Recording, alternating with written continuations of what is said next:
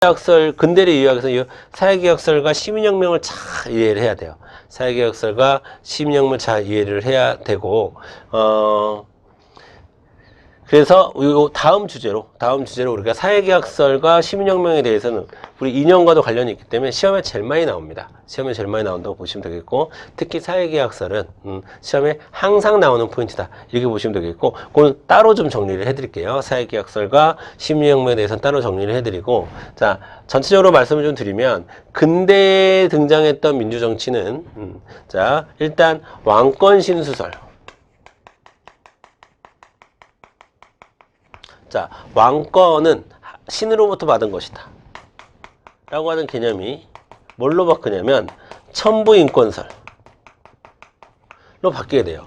자, 그 얘기는 뭐냐면, 아니다, 왕권이 신으로부터 받은 게 아니라 사람들 개개인이 하늘로부터 부여받은 권리가 있고, 그 부여받은 권리를 잘 행사하기 위해서 왕이라고 하는 사회 시스템을 만든 것이다. 그래서 사회계약설로 이어지게 되는 겁니다. 그리고 이 사회계약설을 실천했던 게 이제 시민혁명이 되는 거고요. 됐죠? 이런 과정에서 근대에서는 이제 이념이 등장을 했는데, 그 이념의 핵심은 이 사회계약설이거든요. 이 사회계약설은 제가 좀 따로 이야기를 하겠습니다. 자, 이 근대 민주주의를 이끌었던 세력은 누구냐면 부르주아들이에요. 부르주아죠. 부르주아. 자, 이 부르주아들이 자, 이런 사회계약설을 신봉하면서 시민혁명을 이끌었던 건데, 자, 그러니까 철저하게 부르주아들을 위한 혁명이 됐던 거예요. 부르주아들을 위한 혁명이 됐던 거고, 그래서 문제는 자, 일반 대중들의 많은 사람들에게 투표권이 가거나 그러지는 않고, 이 부르주아들만 정치에 참여하는, 의회라는 공간을 통해서 부르주아들만 정치에 참여하는 결과가 돼버렸습니다. 그래서 자, 여전히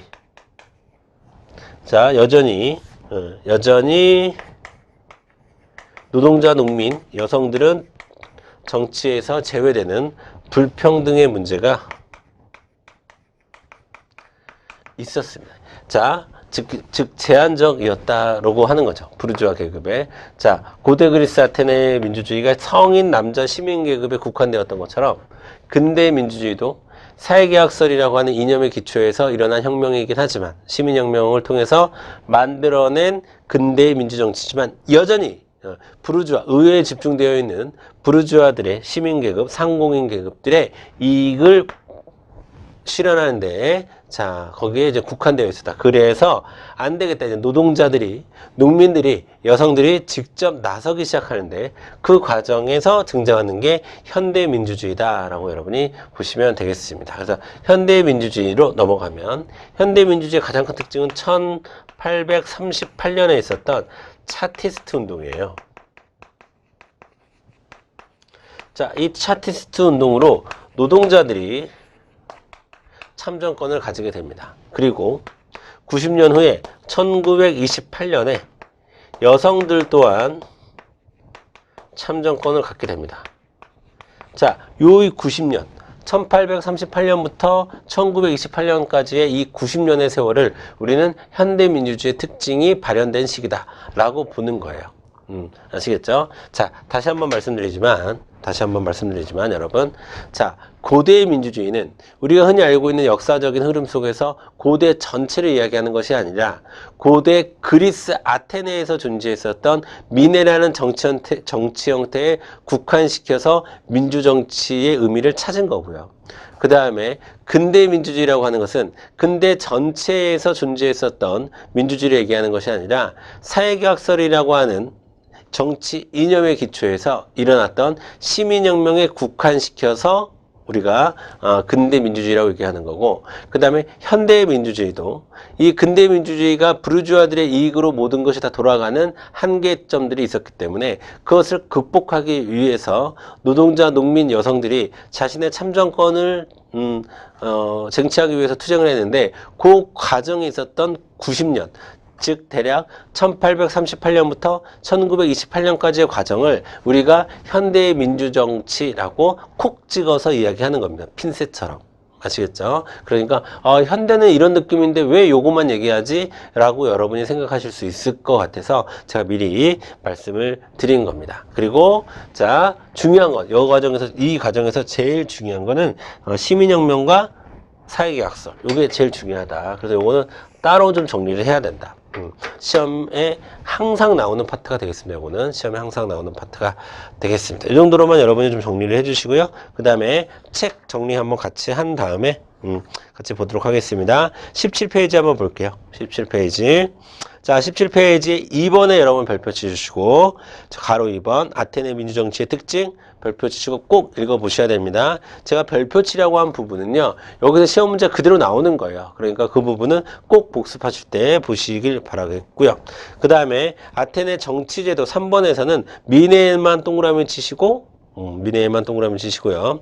그 다음에 평의회에서는 추첨과 윤번제 그런 거 잘 체크해 주시면 되겠습니다. 그 정도만 잘 체크해 주시면 되겠고, 미네만 여러분이 별표 치시고 잘 꼭 복습하실 때 보시길 바라겠습니다. 그 다음에 18페이지로 넘어오셔서 도평 추방제에도 별표 치시고, 그 다음에 우리 책 중세라고 써 있는데 거기는 이제 첫 번째 줄에 민주주의의 암흑기다 이렇게 표현을 하잖아요. 그러니까 민주주의 없었다. 그냥 X 쳐주세요. 당연히 시험 문제 안 나오겠죠. 자, 그 다음에 시민혁명과 근대 민주정치에서 세 번째 나와 있는 동그라미 3번 사회계약설에 별표 쳐주시고, 그 다음에 19페이지의 내용, 사회계약설과 홉스, 로크, 루소의 이 사회계약론자들, 사회계약자들에 대한 설명이 나오는데 이것은 다음 시간에 하도록 하겠습니다.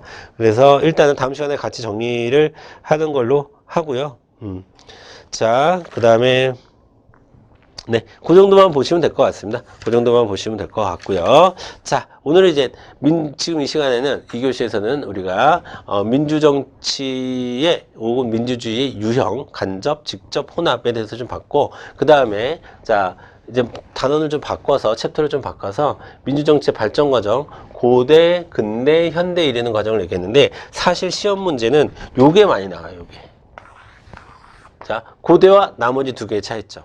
고대만 직접, 현대와 나머지 두 개의 차이점. 현대만 보통선거. 자, 요런 게 시험에 나오는 겁니다. 요런 거를 여러분이 잘 정리를 하시고, 큰 틀에서 제가 좀 정리를 해드렸고요. 큰 틀에서 정리를 해드렸고, 다음 시간에 사회계약설과 시민혁명에 대해서 집중적으로 여기가 시험 문제 나오는 텃밭이니까 여러분과 함께 살펴보는 시간을 갖도록 하겠습니다. 자, 다시 누차 또 잔소리 조금만 할게요. 자, 여러분 다시 한번 강조드리지만 공무원 운전직 공무원의 공무원 사회의 핵심은 반복입니다.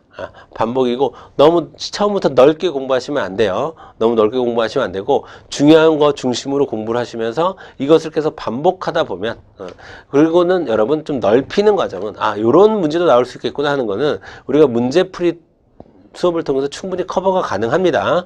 그런 것들은 문제풀이로 남겨주시고 지금은 핵심적인 이론을 잘 정리한다. 어떻게? 반복적으로. 여기에 초점을 맞추시고 공부를 하시고 복습은 가능한 강의가 끝나면 최대한 빨리 해주시면 되겠습니다. 자, 2교시는 여기서 정도 마치고요. 여러분 세 번째 시간에 우리 사회계약설과 시민혁명에 대해서 같이 공부하는 시간 갖도록 하겠습니다. 3교시 때 뵙도록 하겠습니다.